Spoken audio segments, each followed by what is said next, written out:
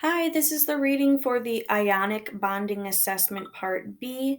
Please feel free to pause this video so that you can write in complete sentences and think about your answers before you write them down.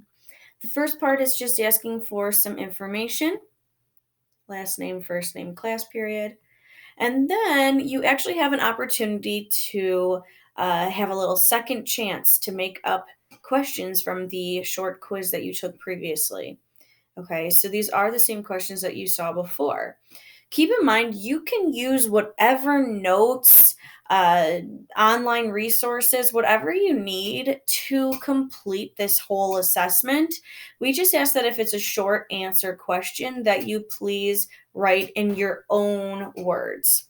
Okay, you will also need a periodic table. I recommend just going to Google and searching pub chem periodic table. I really like this one because when I'm looking at valence electrons, I like to say 1, 2, skip the blue, 3, 4, 5, 6, 7, 8. So if you like to use that little saying, feel free to use the pub chem one. That's a good one for that. All right, let's start reading. In class, your friend says that magnesium can't become an ion because protons can't be added or removed. Why is their statement incorrect?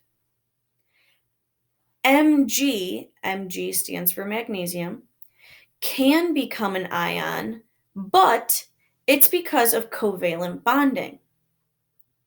Mg can become an ion, but it's electrons that are removed or added, not protons. Mg can't become an ion because its neutrons can't be added or removed.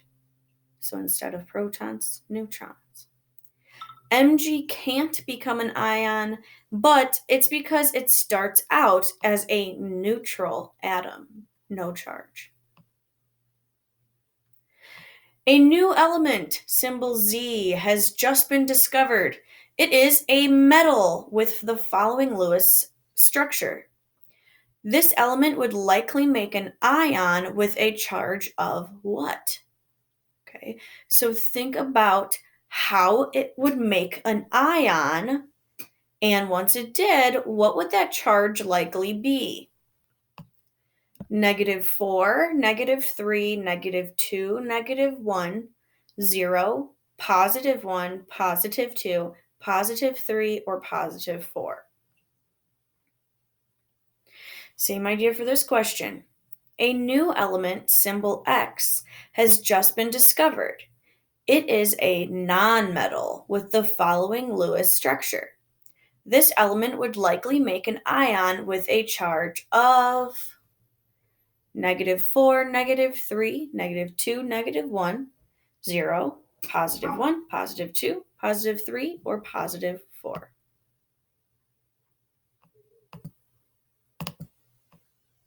Section 3, potassium and sulfur.